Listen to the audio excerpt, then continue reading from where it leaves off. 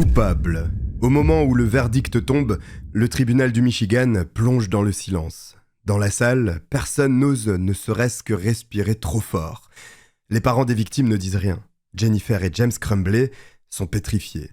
Mais à ce stade, il n'y a plus rien qu'ils puissent faire. Le jury populaire a rendu son verdict. Ils devront passer les 15 prochaines années derrière les barreaux. Au fond d'eux-mêmes, les Crumbley sont horrifiés. Et pour l'Amérique, c'est un choc. C'est la toute première fois que des parents sont condamnés pour les actes commis par leur fils. Alors laissez-moi vous raconter comment nous en sommes arrivés là.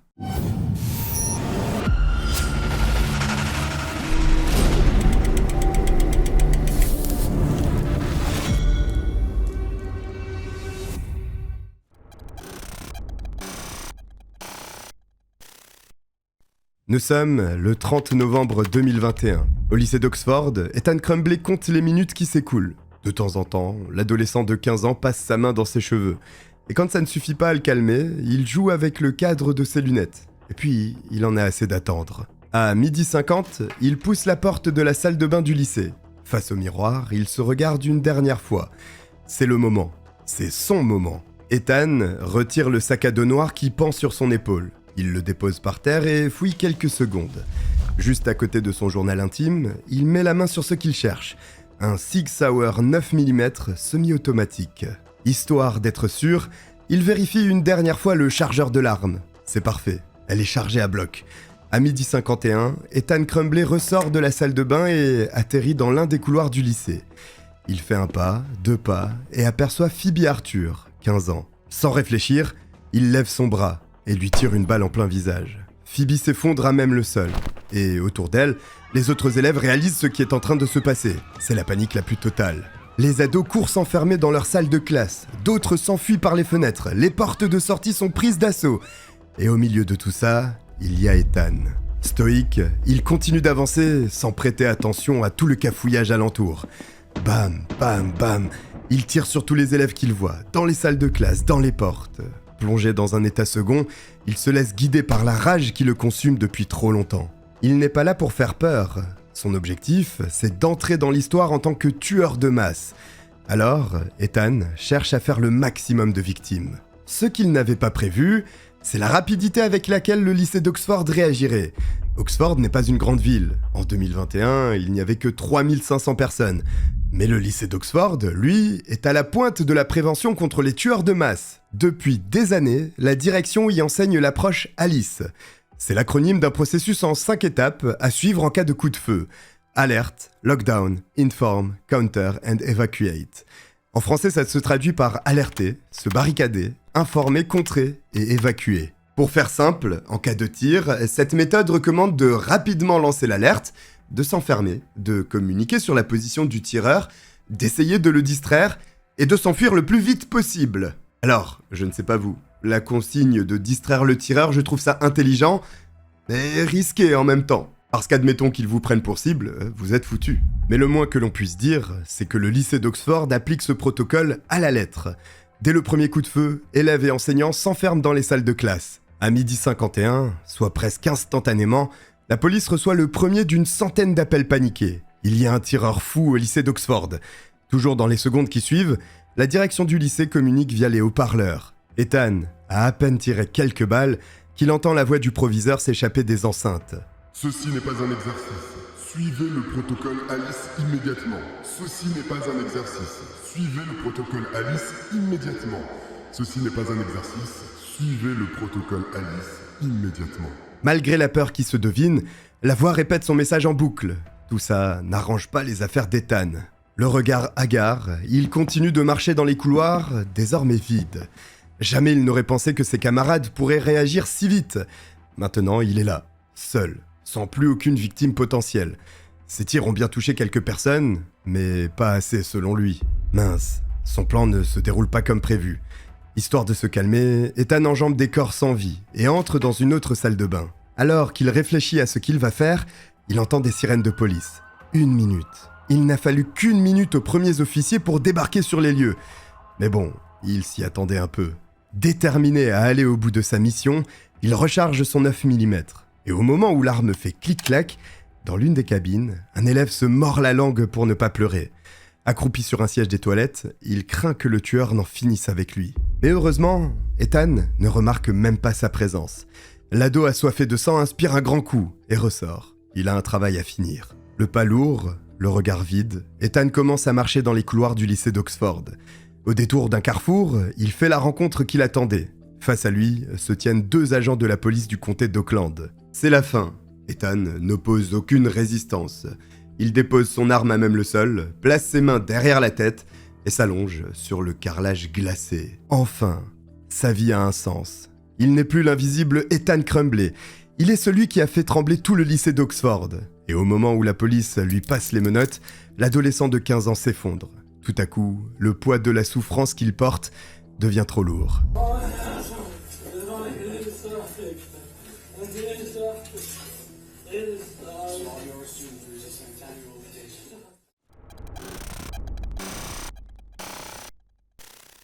Le 30 novembre 2021, la petite ville d'Oxford, dans l'état du Michigan, baigne dans le sang. Au lycée du coin, Ethan Crumbley, un ado de 15 ans, a ouvert le feu. Sa folie meurtrière n'a duré que 5 minutes, mais durant ce laps de temps, il a fait plusieurs victimes. Phoebe Arthur, celle qui a reçu la première balle tirée par Ethan, s'en sort en vie malgré une grave blessure au crâne. Elle passera de longs mois à l'hôpital, mais s'en sortira indemne. D'autres n'ont pas eu cette chance. Quand ils réalisent ce qu'il se passe, Tate Mayer, 16 ans, essaie de stopper Ethan. Mal lui en a pris. Ethan ouvre le feu, le blessant gravement. Tate Mayer rend son dernier souffle dans la voiture de police qui le conduit à l'hôpital. Le jour J, Anna Juliana, 14 ans, et Madison Baldwin, 17 ans, rendent l'âme sous les balles d'Ethan. Le 1er décembre, après 24 heures à s'accrocher comme il peut, le corps de Justin Schilling, 17 ans, finit par lâcher. En tout, 4 adolescents sont morts lors de la folie meurtrière d'Ethan Crumbley. 4 jeunes qui n'iront jamais au bal de promo, ne vivront pas leur passion, ne trouveront pas le grand amour. 4 jeunes partis trop tôt. En plus de ces 4 victimes innocentes, Ethan blesse gravement 7 autres personnes. Le dernier patient sortira de l'hôpital le 17 janvier 2022, soit plus d'1 mois après qu'Ethan ait décidé de faire un carnage dans son lycée. Et Ethan, justement, parlons-en. Pourquoi a-t-il fait ça ? Eh bien, l'adolescent n'est pas très bavard. Après son arrestation, quand il reprend ses esprits, il invoque son droit à garder le silence. Pas un mot ne s'échappe de ses lèvres. Les policiers jouent aux gentils flics, méchants flics. Pas de résultat. Ils le menacent, aucun retour. Ethan Crumbley se mure dans le silence. Heureusement, il a laissé derrière lui une traînée d'indices on ne peut plus parlant. Et plus il les explore, plus les enquêteurs découvrent à quel point Ethan est dérangé. Dans la première salle de bain, Ethan abandonne son sac à dos, sauf qu'il n'est pas du tout vide. En le fouillant, les policiers découvrent plusieurs objets. Des cordes, des bouteilles, mais surtout, un carnet dans lequel Ethan décrit son crime sur 22 pages. Ce journal est comme une porte grande ouverte sur l'esprit de l'adolescent tueur. Il y écrit « Je veux tellement tirer sur cette foutue école, bientôt je vais acheter un 9 mm ». Il insiste aussi sur le fait qu'il doit se rappeler de tirer dans la tête. Le seul moment où il va faire une pause, c'est pour recharger son arme. Mais ce n'est pas tout. Toujours dans ce livret, Ethan raconte un autre plan macabre. Initialement, il avait prévu de trouver une classe pleine à craquer, puis d'y jeter un cocktail Molotov. Ethan est rempli de rage. Mais ce n'est pas uniquement de la colère. Au travers des pages, les enquêteurs réalisent vite qu'il est prisonnier de ses sombres idées. Par exemple, Ethan dresse une liste des objets à avoir pour réussir sa fusillade. Un 9 mm, 2 à 5 cocktails Molotov, 1 ou 3 fusées éclairantes, une paire de gants, un chapeau, une veste, un masque et un couteau. Et juste à côté de cette liste macabre, il écrit « J'ai perdu tout espoir en la vie, aidez-moi ». Bon, il va aussi écrire « Je me demande à quoi ressemble la vie en prison, mais c'est une autre histoire ». Sur chacune des 22 pages, Ethan hurle sa douleur et son envie de la faire ressentir à d'autres. C'est ainsi qu'il décide que sa première victime doit être une, je cite, « jolie fille avec un avenir brillant ». Il lui tirera en pleine tête pour qu'elle aussi comprenne sa souffrance. Fidèle à son plan, il fait de Phoebe Arthur sa première victime. Il a eu l'occasion de cibler d'autres élèves, mais c'est elle qui devait prendre la première balle. En lisant ce journal, il est clair qu'Ethan Crumbley veut devenir le plus grand tueur scolaire du Michigan. D'ailleurs, il le dit plusieurs fois dans son carnet. Son plan est de faire le maximum de victimes. puis de se rendre à la police sans résister. Il veut être en vie pour admirer la terreur sur les visages des membres de la communauté. Et malgré son jeune âge, je rappelle qu'il n'a que 15 ans, Ethan mûrit son plan. Ainsi, toujours dans son carnet, il compare la portée de 2 armes pour trouver celle qui fait le plus de dégâts. Avec un 22 mm, il peut toucher une cible à 25 mètres. Avec un 9 mm, son champ s'étend à 100 mètres. Il fait donc des pieds et des mains auprès de ses parents pour avoir le 9 mm qui servira à l'attaque du lycée d'Oxford. Pour éviter d'avoir les oreilles qui sifflent, il écrit un mémo « Mettre des bouts de mouchoir dans mes oreilles ». Et attention, le jour J, il pense à protéger ses tympans avant d'aller tirer sur ses innocents camarades. Alors dit comme ça, cela peut paraître marrant, mais en réalité on voit à quel point Ethan avait décidé que son plan serait détaillé. Clairement, le 30 novembre 2021, Ethan est arrivé au lycée d'Oxford avec l'intention de tuer le maximum de personnes. Les preuves retrouvées dans son sac ne laissent pas de place au doute. Tout comme celle que la police découvre dans son téléphone. Ethan est un adolescent de son temps. Il se sent obligé de filmer tout ce qu'il fait. La veille de la tuerie, Ethan allume la caméra de son smartphone et parle face à l'objectif. Pendant 19 minutes et 59 secondes, il raconte son projet. Il n'entre pas tellement dans les détails techniques, mais il insiste beaucoup sur le pourquoi. My name is Ethan Crumbley, and I'm gonna be the next school shooter. I can't stop thinking about it. Ces premiers mots résument parfaitement son intention.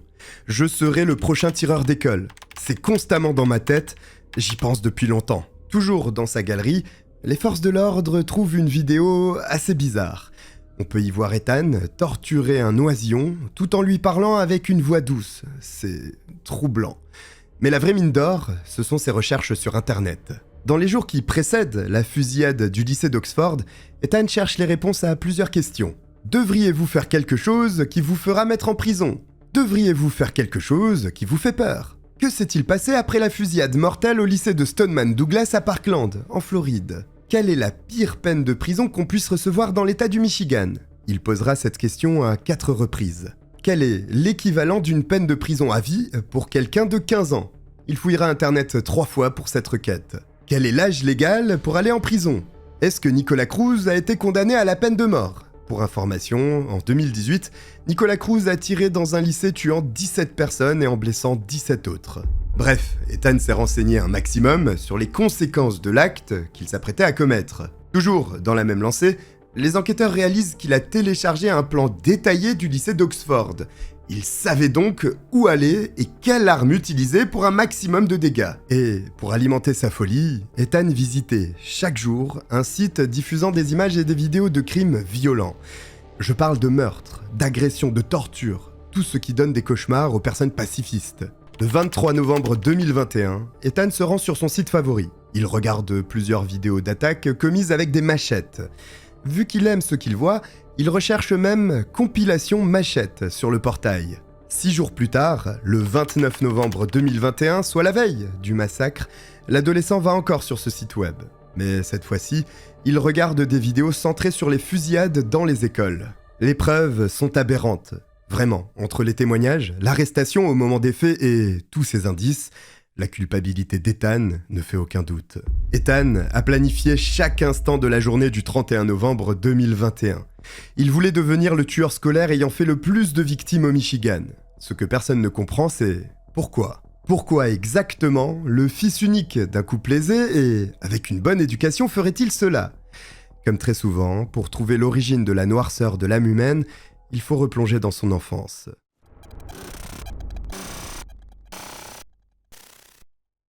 Le 30 novembre 2021, Ethan Crumbley, 15 ans, transforme le lycée d'Oxford en scène de crime. Armé d'un Sig Sauer 9 mm semi-automatique, il abat 4 personnes et en blesse 7 autres. Le jour même, il est arrêté. Au vu des preuves, sa culpabilité est flagrante. Cependant, personne ne comprend comment il a pu aussi mal tourner. Il naît le 28 avril 2006 à Atlantic Beach en Floride. Il n'y a pas beaucoup d'informations sur le passé de ses parents, Jennifer et James Crumbley. On sait juste qu'ils sont mariés et apparemment, les deux ont des postes bien payés en tant que gestionnaires d'entreprise. Mais bon, ça c'est juste la partie visible de l'iceberg. Une fois les diplômes et les chèques mis de côté, les parents Crumbley ne sont pas les voisins dont vous rêvez. Ils boivent beaucoup, mais vraiment beaucoup. En 2005, un an avant d'avoir eu leur fils, ils sont même arrêtés pour conduite en état d'ébriété. Apparemment, ils auraient aussi été coincés pour falsification de chèques. Mais tout ça, c'est avant la naissance d'Ethan. Quand Ethan voit le jour, les Crumbley cessent d'avoir des problèmes avec la justice. Ils ne se font plus arrêter, ce qui est bien. Mais ils ne renoncent pas à l'alcool. Et le truc, c'est que Jennifer et James ont l'alcool mauvais.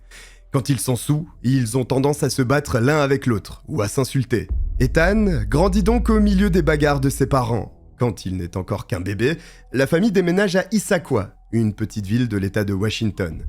Et c'est là qu'Ethan commence à montrer des premiers signaux inquiétants. À 8 ans, les enfants hurlent de joie devant Spider-Man ou Pat la Patrouille. Pas Ethan. Lui, ce qui l'amuse, ce sont les trucs gore, où le sang dégouliné, où les boyaux se retrouvent hors de leur cavité naturelle. En soi, aimer les choses un peu sordides, ce n'est pas un problème. Mais le souci, c'est qu'Ethan est exposé à des contenus hyper violents, même pour un adulte. Toute la journée, il regarde des films capables de faire s'évanouir des personnes majeures, sous le regard indifférent de ses parents. Quand il n'est pas face à la télé, il s'amuse avec des jeux de tir à la première personne, les fameux FPS. Son préféré, c'est Call of Duty, un jeu interdit aux moins de 18 ans. Je rappelle qu'Ethan n'a alors que 8 ans. Alors on a tous joué à des jeux avant l'âge recommandé sur la boîte. Mais 8 ans, cela reste très jeune. On a donc un jeune enfant qui passe des heures à consommer du contenu hyper violent. Et l'histoire ne s'arrête pas là. Jennifer et James ne s'intéressent pas vraiment à leur fils, même quand ils sont présents. Il n'est pas maltraité dans le sens où il n'est pas battu, affamé ou ne vit pas dans un endroit insalubre. Mais il n'est pas regardé. Ses parents allument la télé, lui donnent une console ou une manette, et puis voilà tout. Il est occupé pour un très long moment. Ils sont tellement insensibles envers leur propre fils qu'ils n'hésitent pas à le laisser seul pendant plusieurs heures. Ethan, qui est très jeune, reste seul à la maison pendant une demi-journée, voire même toute la nuit.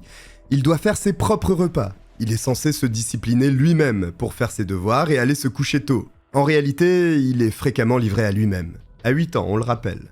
Et que font ses parents pendant ce temps ? Soit ils sont au travail, soit ils sont dans un bar. Bien sûr, ils ont le droit d'avoir des carrières et de sortir, mais leur indifférence concernant leur fils est choquante. C'est leur bonheur qui passe avant l'éducation de leur fils.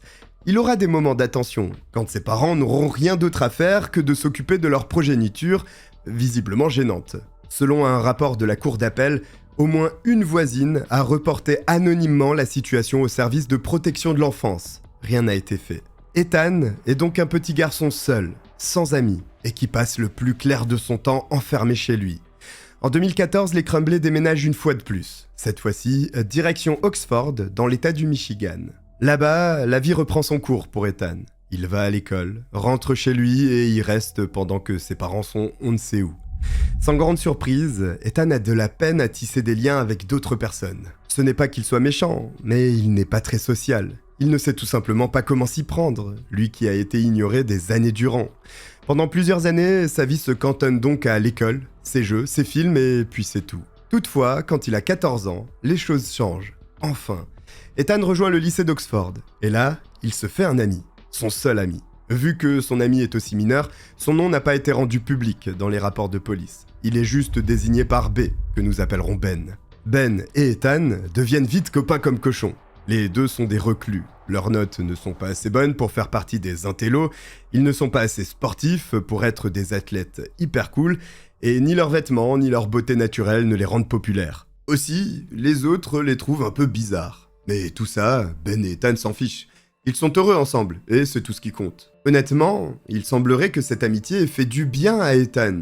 Il se trouve un job à temps partiel dans un restaurant du coin, il commence même à jouer au bowling en rêvant de passer pro. Le fait d'être avec Ben le pousse doucement à sortir de sa coquille, tellement qu'il a enfin le courage de confier à son ami à quel point il se sent seul. Par message, il lui explique qu'il trouve sa vie vide, qu'il a l'impression que personne ne le voit, qu'il est complètement paumé en fait. Et ça lui fait du bien. Pour la première fois, il peut s'exprimer. Et ça fait aussi plaisir à Ben qui voit son ami faire des efforts pour sortir du cercle vicieux de la solitude. Le problème, c'est que très vite, toute la violence dont s'est nourri Ethan refait surface. Au début, ce sont juste des messages un peu mélancoliques. Mais avec le temps, les SMS deviennent de plus en plus sombres. Par exemple, Ethan avoue à Ben avoir capturé, torturé et tué un oisillon. Mais il n'a pas de regrets, pas du tout. Il a trouvé ça absolument génial. Pour garder un souvenir, Ethan a même mis la tête de l'oisillon dans un bocal qu'il conserve sous son lit. Et, histoire de rire un peu, un jour, il prend ce bocal et le dépose dans le vestiaire des filles du lycée. En mars 2021, la situation est hors de contrôle. On est loin, mais très loin des messages destinés à vider son sac. Par SMS, Ethan raconte à Ben qu'il rêve de noyer des enfants. Il lui explique qu'il a juste envie de les regarder droit dans les yeux pendant qu'il le fixe, sachant très bien que leur vie est sur le point de prendre fin. Et quand il ne veut pas noyer des enfants, il rêve de les jeter du haut d'une falaise. C'est comme si Ethan était sous l'emprise de pensées qu'il n'est plus capable de contrôler. Dans plusieurs SMS, il dit à Ben « Je tuerai n'importe quel innocent. Je ne sais pas qui je vais tuer qui j'ai envie de tuer. Âge, genre, je ne sais pas. » Le 17 mars 2021, la santé mentale d'Ethan se dégrade un peu plus. Un jour, alors qu'il est de nouveau seul chez lui, il envoie un SMS étrange à sa mère. « La maison est hantée. Des trucs bizarres se sont produits. Et maintenant j'ai peur. J'ai des vidéos et une photo du démon. Il jette des balles. Je ne suis pas en train de blaguer et le démon a saccagé la cuisine. Je sors un instant. Est-ce que tu pourrais au moins m'envoyer un message ?» Sa mère l'ignore complètement et ne se donne pas la peine de lui répondre. Pourtant, les registres montrent qu'elle a écrit à son mari à propos du SMS d'Ethan. Jennifer a dit à James qu'elle pense qu'Ethan veut juste se faire remarquer. Son mari est d'accord et les deux parents décident d'ignorer leur fils. Je pense que s'il y a bien un moment où il faut commencer à considérer son enfant, c'est dans ce genre de situation. Ces messages de la part d'Ethan ressemblaient plus à des appels à l'aide qu'autre chose. Oui, il voulait se faire remarquer, mais c'était bien ça le but. Pendant plusieurs mois, Ethan va régulièrement envoyer des SMS à ses parents à propos de ce démon. Selon l'adolescent, il apparaît uniquement quand il n'y a que lui chez les Crumbley. Et toujours selon Ethan, c'est cette force maléfique qui saccage la maison en leur absence. Difficile de faire plus clair comme appel à l'aide. Mais Jennifer et James ont d'autres chats à fouetter. Et même quand Ethan commence à montrer des signes d'agressivité, ils ne font rien. Le pire, c'est que Jennifer et James ont conscience que la santé mentale de leur fils est en chute libre. Si on le sait avec certitude, c'est parce qu'il y a des échanges SMS où les deux en parlent. Ils savent que leur fils ne va pas bien. C'est juste qu'apparemment, ce n'est pas l'une de leurs priorités. Pour vous dire, le 28 avril 2021, pour son 15e anniversaire, Ethan demande à sa mère de l'emmener voir un thérapeute. Il lui dit être submergé de colère, avoir des pensées qui l'obsèdent, et lui-même reconnaît qu'à ce point de sa vie, sans aide extérieure, il ne peut plus avancer. Sa mère lui répond « Ok » et retourne vaquer à ses occupations. Ethan ne verra jamais de professionnel. En septembre 2021, le garçon arrête de travailler pour se concentrer sur ses études. Le mois suivant, en octobre, Ben, l'unique ami d'Ethan, déménage. Un peu plus tard, le chien de la famille meurt. Et alors que les seuls remparts de sa vie s'écroulent, Ethan bascule de plus en plus dans sa folie. Il se met à rêver, à parler et à vivre uniquement pour les meurtres. Malgré tout, le 26 novembre 2021, Jennifer et James Crumbley achètent une arme à Ethan, plus précisément un Sig Sauer 9 mm. Vu qu'Ethan n'a que 15 ans, le fusil est enregistré au nom de son père. Le lendemain, mère et fils se rendent à l'Accurate Shooting Range, un stand de tir situé à Oxford. Sur ses réseaux sociaux, Jennifer poste une vidéo d'Ethan en train de s'entraîner. Dessus, elle rajoute l'inscription « Mère et fils en train d'essayer son nouveau cadeau de Noël ». Ethan s'entraîne avec 100 balles avant de rentrer chez lui. Déjà à ce stade, la tragédie du 30 novembre 2021 se dessine sous vos yeux. Le plus dramatique, c'est qu'en plus de tout ce dont je vous ai déjà parlé, il y a eu d'autres signes avant-coureurs impossibles à ignorer. Le 29 novembre 2021, des notifications surgissent sur l'écran du téléphone de Jennifer. C'est le lycée d'Oxford. Apparemment, il y aurait eu un problème avec Ethan. Le lycée a essayé de l'appeler. Quand elle n'a pas décroché, le proviseur a envoyé un email et laissé un message vocal. Alors que l'enseignant est en train de distribuer des documents, il constate qu'Ethan est rivé sur son cahier. Il s'approche doucement et l'interpelle. Quand Ethan se redresse, le professeur réalise qu'il cherche des balles de revolver sur Internet. Forcément, il tilte. On est aux États-Unis après tout. Ethan n'a jamais eu de problème à l'école, mais le professeur a conscience qu'aucun signe ne doit être ignoré. Il rapporte donc la situation au proviseur qui contacte Jennifer. Tout ça, Jennifer l'apprend en écoutant le message vocal laissé sur son téléphone. Et que fait-elle ? Elle applique une stratégie implacable. Elle ignore l'école. À la place, elle choisit d'écrire à son fils, pour lui dire qu'il doit apprendre à ne plus se faire prendre. Les SMS entre elle et Ethan sont limpides sur ce point. Ethan écrit Je n'aurai pas de problème à cause de ça. Jennifer répond, est-ce que tu leur as montré une photo de ton nouveau pistolet? Ethan, non, je ne leur ai pas montré de photo. Je leur ai juste dit que j'étais au stand de tir avec toi samedi. C'est un acte sans danger. Jennifer, lol, je ne suis pas fâché. Tu dois apprendre à comment ne pas te faire prendre. Ethan, je sais, lol. Pourtant, à ce stade, Jennifer et James savent très bien que leur fils ne va pas bien. Pourquoi n'interviennent-ils pas? C'est un mystère. Quoique, peut-être pas finalement. Ils s'en fichent, voilà l'explication. Mais l'incident de trop a lieu le matin du 30 novembre 2021. Alors qu'Ethan est en plein cours, un professeur s'inquiète de son attitude. Ethan n'est pas un élève à problème, mais là, il a l'air complètement perdu dans ses pensées.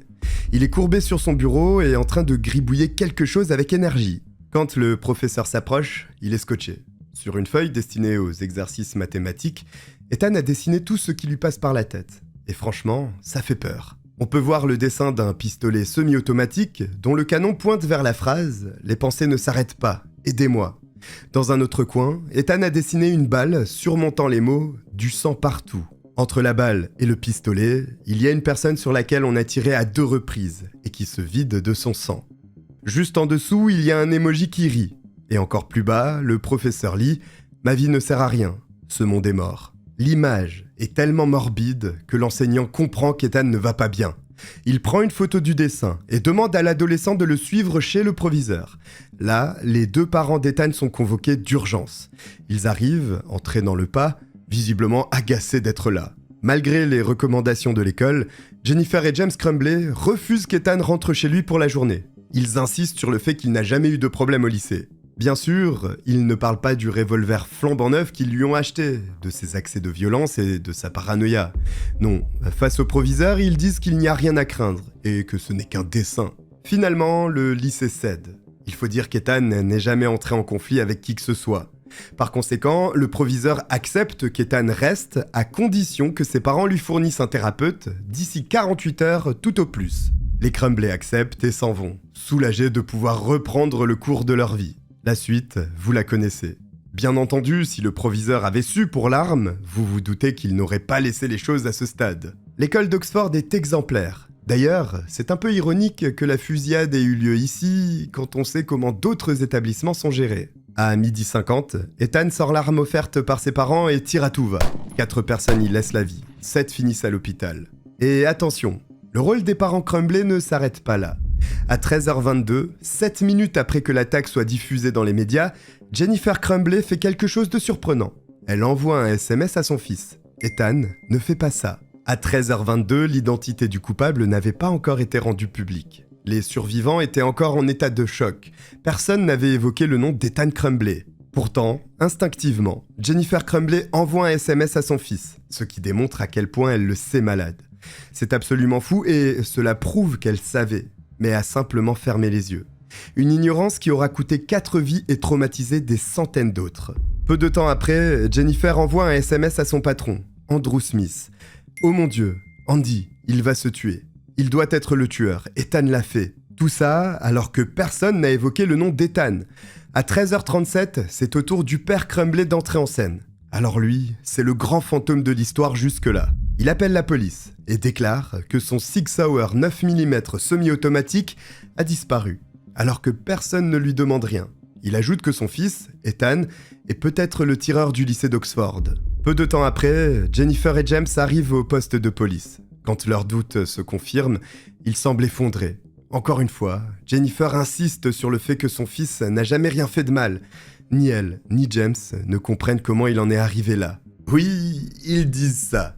Peut-être en anticipant un peu les événements qui arrivent plus tard dans cette vidéo. Les policiers les laissent voir Ethan, mais l'entrevue ne dure que quelques secondes.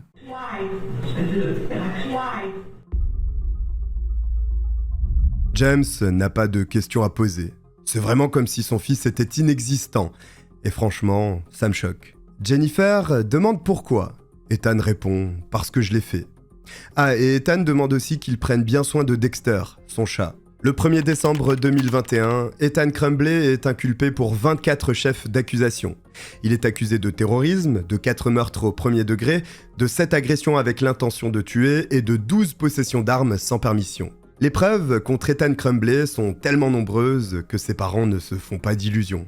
Ils savent qu'Ethan va finir sa vie derrière les barreaux. Ce dont ils n'ont pas conscience, c'est qu'ils sont sur le point de le rejoindre, lui donnant ainsi la gloire dont il a toujours rêvé.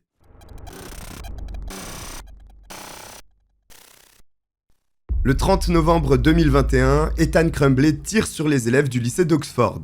Dévastés, ses parents assistent impuissants à son arrestation. Ils se disent scandalisés par les actes de leur fils et pleurent aux côtés des parents des victimes. Et puis, le 3 décembre 2021, ils disparaissent dans la nature.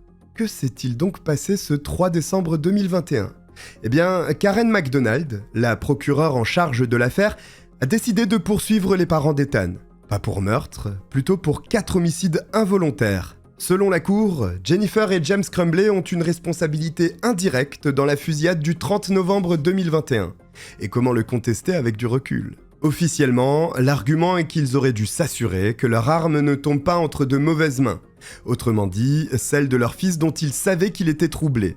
Dans les faits, le motif est tout autre. Je vous le dévoile un peu plus tard dans cette vidéo. Toujours est-il que le 3 décembre 2021, un mandat d'arrêt pour homicide involontaire est délivré à l'encontre de Jennifer et James Crumbley. Il leur est demandé de se présenter dans les bureaux du shérif à 16h tapantes.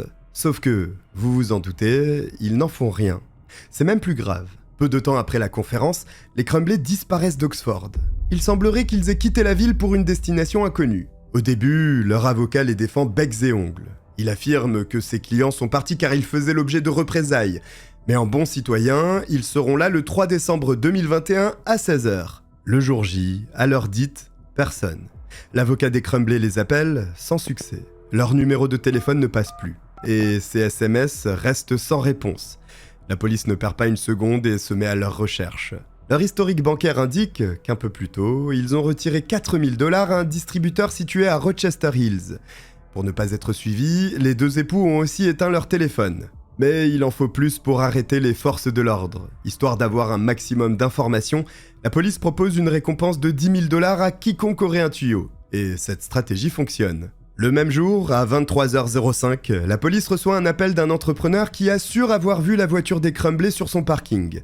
L'endroit est situé à Détroit, à environ 64 km d'Oxford.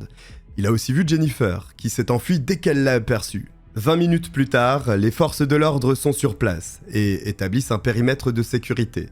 Le 4 décembre 2021, à 2h du matin, les fugitifs sont arrêtés. C'est la fin d'une cavale qui n'a même pas duré 24 heures. De retour à Oxford, ils sont officiellement arrêtés et leur caution est fixée à 500 000 $. Désormais, c'est toute la famille Crumbley qui est derrière les barreaux. Le père, la mère, le fils... Tout le monde croupit au centre de détention d'Auckland. Afin qu'ils n'échangent aucune information, les Crumbley sont placés en isolement, surveillés pour qu'ils ne mettent pas fin à leur jour, et évidemment, ils n'ont pas le droit de communiquer.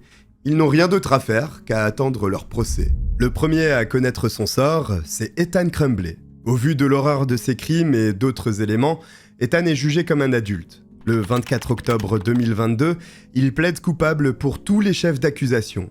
Ne reste plus qu'à savoir si oui ou non, il sera enfermé à perpétuité, le Michigan ayant aboli la peine de mort en 1963. Malheureusement, le comportement d'Ethan joue en sa défaveur. Depuis qu'il est en prison, il n'a rien fait qui laisse entrevoir une amélioration. Il abîme le matériel du pénitencier, il file de la nourriture en douce à d'autres prisonniers, et surtout, il a trafiqué une tablette pour pouvoir se connecter à son site préféré, celui diffusant des vidéos de crimes violents. Pour le procureur, la soif de violence d'Ethan n'est pas près de s'étancher. Le 29 septembre 2023, Ethan Crumbley est reconnu comme apte à recevoir une peine de prison à vie. Finalement, le 9 décembre 2023, Ethan Crumbley est condamné à la prison à vie sans possibilité de libération conditionnelle. Face à l'audience, pour la première fois, il exprime des regrets. Les procès des parents Crumbley commencent en 2024. Et j'ai bien dit les, car Jennifer et James sont jugés séparément. Inutile de faire durer le suspense, ils sont tous les deux reconnus coupables d'homicide involontaire sur 4 personnes. Et le 9 avril 2024, quand la juge leur annonce leur peine, elle dit un discours qui résume parfaitement le pourquoi de leur condamnation. Personne n'attend des parents qu'ils soient des médiums. Ces verdicts ne concernent pas vos capacités en tant que parents. Ces verdicts sont le reflet d'actes répétés ou l'absence d'actes qui auraient pu empêcher un train de dérailler. C'est le fait d'avoir continuellement ignoré des choses qui auraient fait se dresser les poils d'une personne raisonnable. Pour avoir ignoré les signaux d'alerte et les nombreux appels au secours de leur fils, Jennifer et James Crumbley passeront de 10 à 15 ans derrière les barreaux. Et c'est ce qui rend cette affaire vraiment particulière. C'est la première fois dans l'histoire des États-Unis que des parents sont pénalement tenus responsables pour les agissements de leur enfant. Finalement, c'est une évolution positive. Le comportement des parents était extrême. Ils avaient eu de multiples occasions d'aider leur enfant et, au pire, si aucune amélioration n'était notable, de prévenir la société du danger qu'il représentait. Voici pour cette affaire assez inédite dans son déroulé. Si vous êtes arrivé jusqu'au bout, écrivez « lycée » en commentaire. J'espère que vous avez apprécié mon récit. Si c'est le cas, n'hésitez pas à vous abonner, à liker la vidéo. Je vous remercie de m'avoir regardé, je vous dis à très vite. Bye.